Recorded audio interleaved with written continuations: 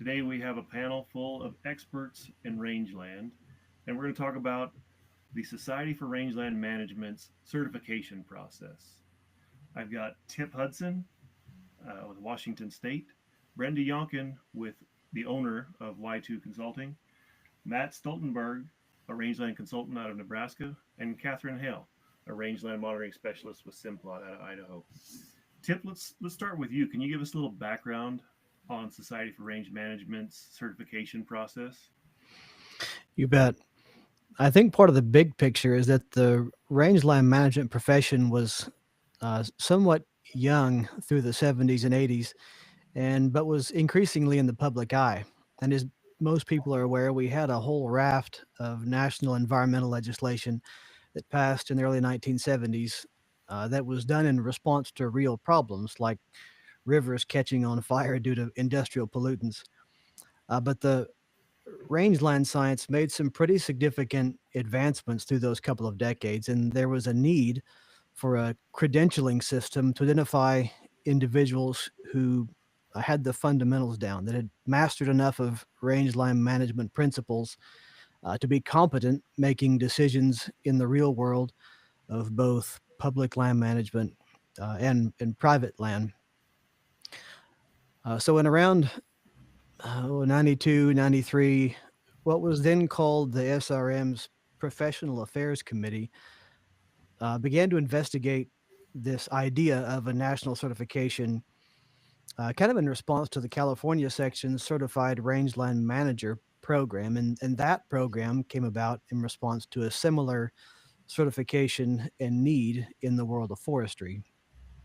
So the main goal of the Certified Rangeland Management professional program is to provide the means for people to become certified so that we can improve the standards of expertise that are used in managing public and private rangelands. That's great. That's a good background on it. Can you talk a little bit about what does somebody go through to become certified, and are there different levels of certification that SRM provides? Yeah, the Certified Professional in Range Management, the CPRM program, is really designed for people that are planning and implementing management on public and private rangelands, and usually working for some entity. And the process to become certified involves taking an exam that covers some of the fundamentals of rangeland management that we described earlier. But probably more importantly, that person also then is involved in annual recertification through demonstrating that they're a lifelong learner, that they're uh, involved in programs and educational efforts that cause them to be kind of on the top of their game and always learning more stuff. Yeah. So there's three that I know of. There's the CRMC, the Certified Rangeland Management Consultant, and we have two of those with us today, Matt and Brenda. You guys both carry the certification of CRMC. Can you give us a little background on what that takes to become CRMC? Sure. So similar to CPRM, there's an application process that you have to go through. The biggest difference I would say between the two is that while CPRM requires a test to prove knowledge, the CRMC requires that a group of your peers review professional work product. So it could be anything from a grazing plan to a restoration or monitoring program. But the CRMC foundation is really you have to be a rangeland consultant that is actively, a portion or all of your work comes from consulting on rangeland. That's interesting. I didn't realize that that was one of the steps that your peers have to, I don't want to say judge, but at least evaluate some of your work. Does that have to be in person, or in the instance of a grazing plan, can they just look at your grazing plan and evaluate it from there? Yeah, so we've gotten a little bit of everything. I've been the chair of the committee for, I believe, 5 years, and it's everything from grazing plans to monitoring reports to letters to a federal agency. Sometimes it's confidential work product from litigation. That can just depend on the part of the country and the type of consulting that the consultant is engaged in. So we get a pretty broad gamut of material to review. That's We are that's also Both certifications contain international participants. So our CEU requirements are every 3 years. So at that renewal time, we'll get information primarily electronically with whatever we need to review. So, but we do have at least one international participant now as well. That's great. Matt, can you talk a little bit about what your clients can expect from somebody with that certification? Yeah, absolutely. We uphold our folks to a certain amount of professional knowledge and standards, ethics. The nice thing about it is right on the website, when we fill out this application, we indicate some of the areas of expertise. For example, I spend 95% of my time on the Northern Great Plains. That's identified, maybe not so much regionally, but some of my background. I act more as a service provider than, say, somebody like Brenda, who's doing a lot more data collection, possibly. So some of those things are identified. There's some things that maybe we're not interested in doing, and that's something that a person can look through and understand there. And also, I think it's a good network amongst us. That if we're not so much specialists in there, we know each other, and we can guide them to somebody that might better suit their needs there. Yeah, I'm glad you brought up regionality. I carry the CPRM credential, and I live here in the Great Basin, and that doesn't mean I know anything about the Great Plains. And there's a code of ethics that goes behind these. You do sign into a code of ethics, and I couldn't ethically say that I'd be the best person for a consulting job in Nebraska or Kansas when I'm really focused in Great Basin. Um, I might not want to anyway, but I do know who to call in this network. If something comes up in your neck of the woods or in Wyoming, I call one of you two. And I think, yeah, the networking part of that is very important. And even if I don't know, say, another one of the consultants on there, with that certification, I can be confident in recommending them to somebody in that region. Mm-hmm. In my mind, it's always been that the CRMC is a little more it's a little tougher to get than the CPRM, and I should get away from acronyms. I'm sorry. The Certified Rangeland Management Consultant is a higher tier than the Certified Professional in Range Management. Is that true, or is it just different? I think it can be a little bit of both. I of course have not taken the CPRM exam, but I had several years of experience when I applied for this. On the other hand, first starting out, somebody like Catherine, yeah, they wouldn't qualify right now with their years of experience. Mm-hmm. So I wouldn't so much say it's more difficult, but definitely a different process there. And more requirements. Yeah. Less hierarchy and just a different set. Uh, would you say the Certified Rangeland Management Consultant is more fits the private sector better than the Certified Professional in Range Management, or vice versa? I don't think, and Brenda, maybe you can speak to this. I know you work in the public. I work, probably 85% in the private. I think either certification. I know for me, I could speak to that. I don't think it would matter if I had either one of the certifications. Although I say that, I think I should backtrack a little bit there. I think there is, some confidence in somebody that has the 10 years of experience in some of the work here, not all of it. I've got into expert witness type work. They're going to grill you pretty hard on your experience and really dig into that pretty hardcore. That's great, and I don't want to just focus on Matt, but anybody can answer this. When you are serving as an expert witness, does this credential or any of these credentials, is it something you can lean on to kind of blanket and maybe get a little move things along during the process? Can you just say, I have this certification, no need to dig into my experience? Does it help in that regard? It does. Absolutely. I've not just expert witness, but I've had several smaller contracts, and wanting some credentials there. That's typically the first thing that's asked about is that certification, and they can go on and research that themselves. And I think that absolutely gives you some credibility. It's not the only thing. Obviously, they're going to want to know specifically about your experiences, and your resume is still very important, but it's certainly at the top of mind.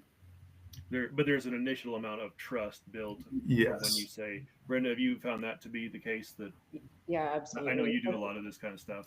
Yeah, and especially dealing with federal agencies, I find that having that certification, they understand that there's some review and that those requirements have been checked. I didn't, falsify a transcript or something, but because it has that review process, it can short circuit that time of, are you sure you actually know what you're doing? And give them some comfort that yes, you do indeed. Are both potentially good at test taking, and you've had a group of people from a wide geographic area potentially reviewing your work to make sure that it's up to snuff. The other thing that I would add is that as a technical service provider for the Natural Resources Conservation Service, it really streamlines that TSP application process to have the certification, because much like with my example about the federal agencies, NRCS also looks at that as a because it's a certified program, to say, okay, we know someone's checked this, we know everything's good, and that takes a lot of the background research that you have to supply for a technical service provider application. It just makes it a lot faster. Yeah, any red tape that can be cut, I'm all for cutting. Just move on to the certified professional in rangeland management. And Tip, you hold a CPRM credential, right? Correct. Can you Yeah, I talk a actually little hold bit about? both. Oh, do you? Yeah. Is it uncommon to carry both? Do most people carry both? That's a good question. I don't know that. I've been a CPRM, I think, since 2008, and only a certified consultant since last year. Gotcha. We have about 5 to 10 folks that are both. They're both. Mhm. Yeah. Gotcha. And What's the benefit just of- joining us is Kayla Walker, who's really the brains behind all the inner workings of these certification processes. Real quick, There's Dave, what's something the benefit of having both of them? Or why would you choose to get both of them instead of one or the other? Is it a glutton for punishment situation, Tip, or did Oh. one start before the other one ended? No, I can answer the question for me. I've worked for Washington State University as a range and livestock extension specialist for 22 years, and I got the CPRM toward the beginning of that, just to feel like I was competent. And as a young professional, I think it helps as well to have some credentials behind you when you haven't developed a reputation yet. But many people in academia are also doing private consulting. And so I felt like there was some benefit in holding both certifications, and having done it for, coming up on 25 years, I felt like I had the background that I could legitimately apply for a certified consultant license. Yeah, I can speak on the certified professional side of things. I did not get a degree in rangeland. I was animal science, and there was no way I was going to go back to school to get a degree. And although they didn't just hand me my CPRM, it gave me really good guidelines on what to study. So I could go to a junior college, and I had to take a handful of classes that were missing from my transcripts. It was a really good guideline on what to learn to act professionally and have some more professional knowledge. There's something specific about the certified professional in rangeland management, and I don't know if Tip or Brenda or anybody can speak to this, but what is the relationship between the CPRM and the Farm Bill? I'll let somebody else answer if they've got an answer. I can speak to it at a very high level. In broad strokes, there were significant effort from the society to get the certified professional in range management listed in association with the Farm Bill for the expenditure of Farm Bill funds. So much like the technical service provider example, my understanding is that, and again, I'm not a CPRM, so but my understanding is that that involvement and incorporation into the Farm Bill made it much easier for certified professionals in range management to do that partner work with the Natural Resources Conservation Service and Farm Bill funds. Gotcha. Just more red tape cutting Mhm. and a little more direct Yeah. access. Does that include the CRMC program? It Is does that not. language in the Farm Bill, or is it just CPRM right It now? is just CPRM. Gotcha. And it doesn't speak to less value in the CRMC. It's just not in there as of yet. Yeah. Gotcha. And I think some of the reason for that, Dave, was to provide also some accountability for the expenditure of public money. You know, if we're going to spend federal dollars on somebody who's making recommendations for land management, in this case for both public and private lands, you know, you expect to find somebody who is who's got experience in a wide variety of ecosystems and management objectives, people who can bring current scientific thinking to bear on those natural resource problems. And I feel like one of the most compelling things too is that somebody who's got some expertise and credentials usually is able to provide a manager, an on the ground manager, whether it's a rancher or an agency manager, with a better starting point for beginning adaptive management.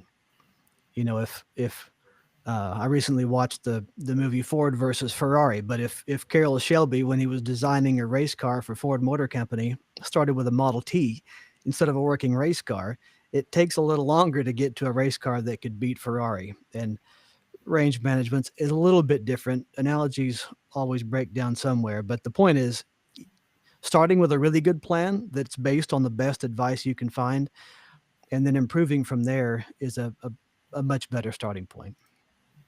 I think that's what a lot of this comes back to is value and confidence for the consumer or whoever's reaching out for that consultation is just some confidence in who they're getting it from.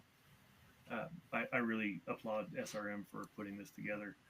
There's a new, well, I don't know how new this is, the associate professional in rangeland management. It wasn't available when I was seeking CPRM.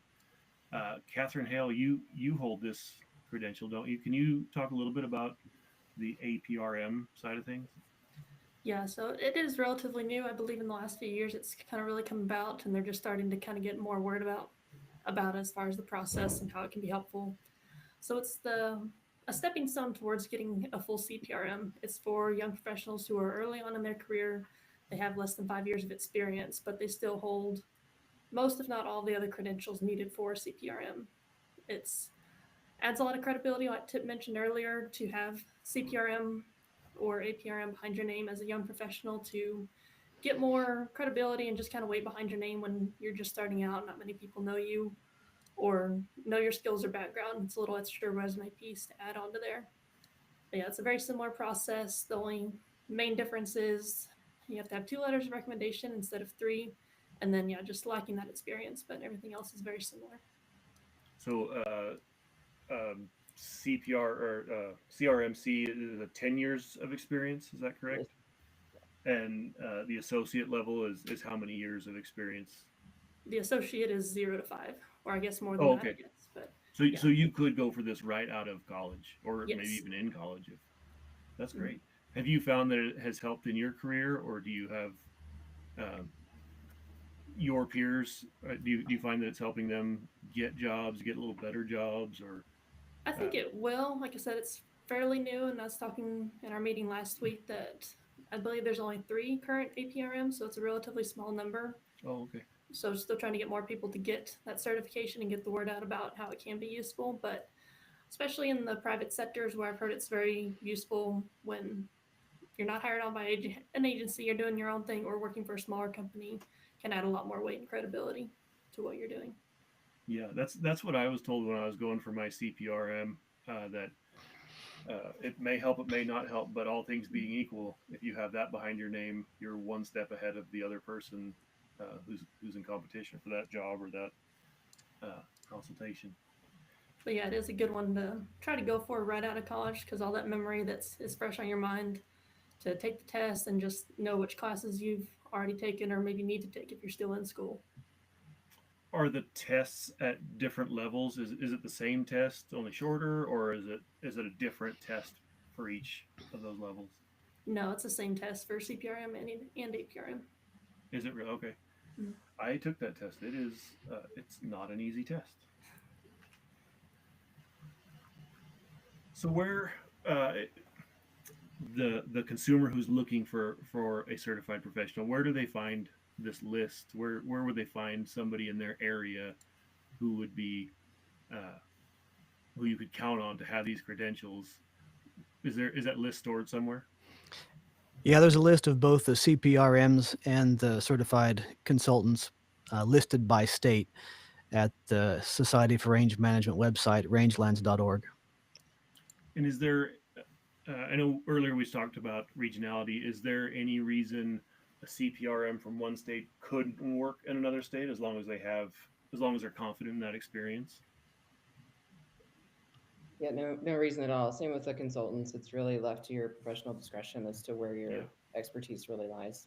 yeah, and a true professional is probably not going to jump on something that's out of their wheelhouse, and like we were talking about earlier. But there's no strict state boundaries to your. That's good. Good. No, Yeah. and I do think, because rangeland science is almost by definition an integrative science and, is meant to be broad as well as deep. I do think that experience in a wide variety of ecosystems is beneficial. So, a problem or a question that a rancher in Nevada has, might be partially solved from insight that somebody learned, working in Florida. I totally agree with that. During ranching for profit kind of stuff, when we meet from all corners of the country, I find it's always amazes me when somebody from Missouri has a similar problem to mine, even though our ecotypes are totally different. Our you know our business models are totally different, but you can glean something from somebody who's in a totally different area.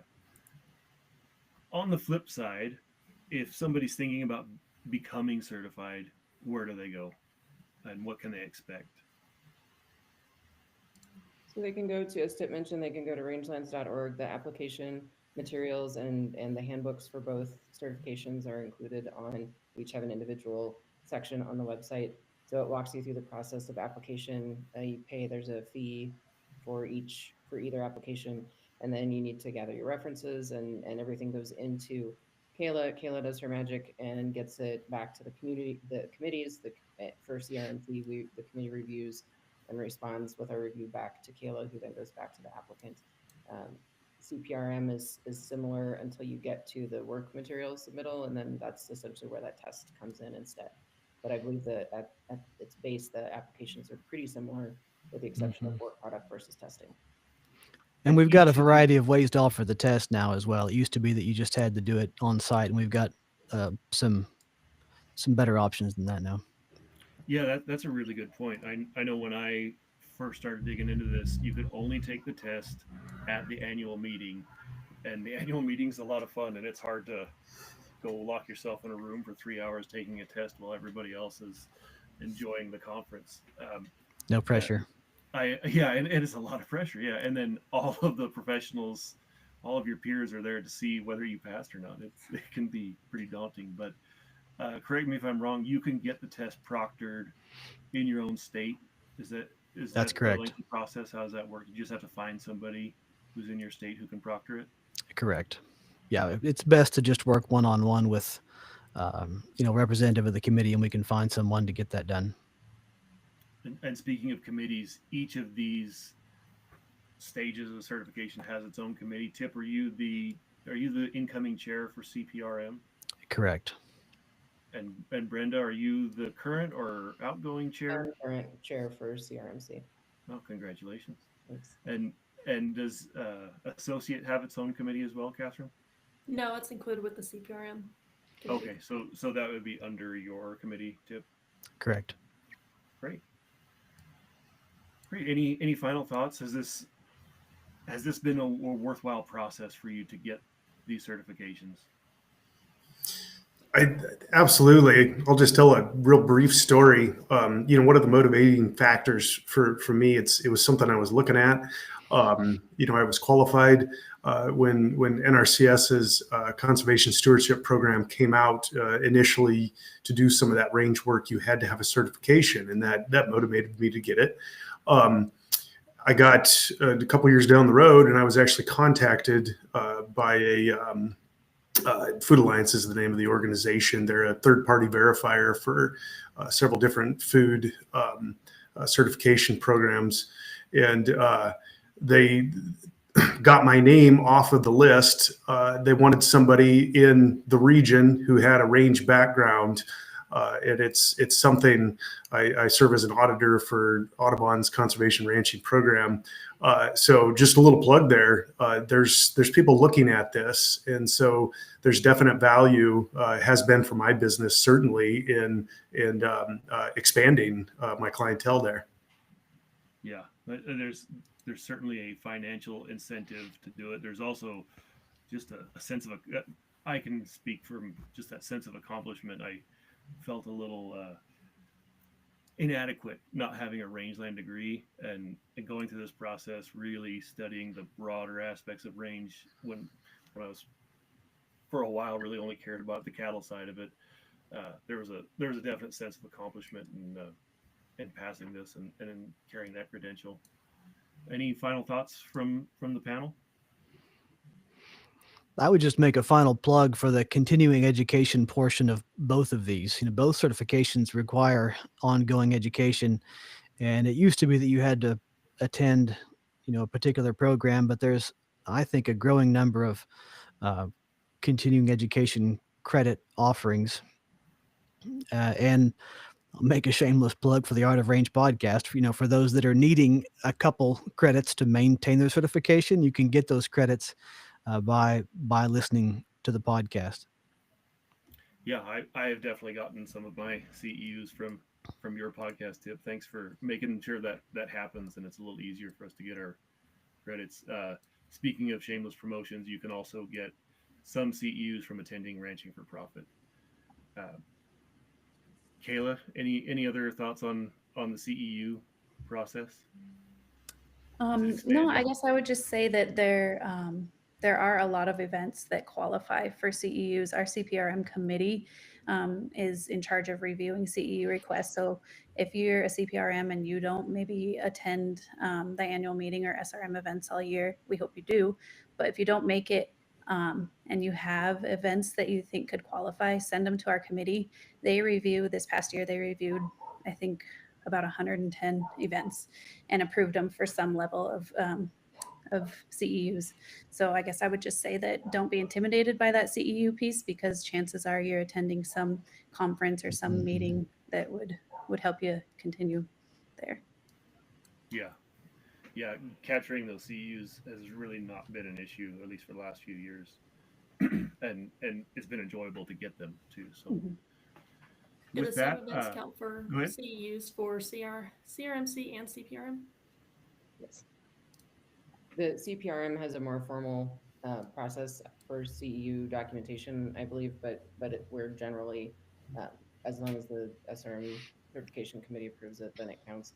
For CRMC, I'd say we also get work product counts towards your CEUs. So documenting how many hours you spend on preparing grazing plans and that sort of thing all counts. I've never had an issue getting even close to my CEUs just because of it's the majority of the work that I do. So it almost happens accidentally. Yeah, it's just taking those first steps to go through the process. Yeah, the application is the challenge, and getting through that initial review of work product and that sort of thing. I think and I've got to say it's much easier than it used to be. There was a lot of snail mail involved when I did mine, which wasn't that long ago, but Kayla's done a great job of making a lot of that electronic.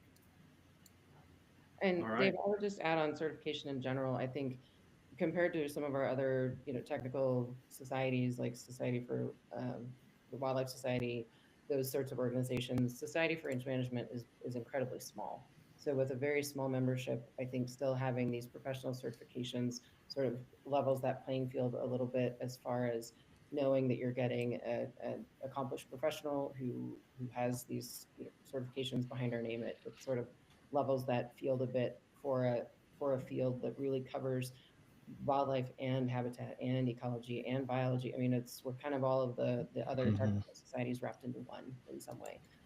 So I think that having that certification program is important to Society for Range Management for that reason as well. Absolutely. Yeah, there's so much going on in rangeland, and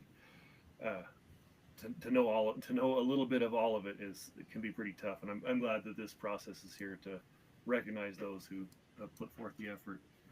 I want to thank you all for being here. Please like, subscribe, etc. to the Good Grazing Makes Sense channel, and we'll see you again soon. Thank you. Thank you. Thanks, Dave. Thanks. Super casual. Perfect. Did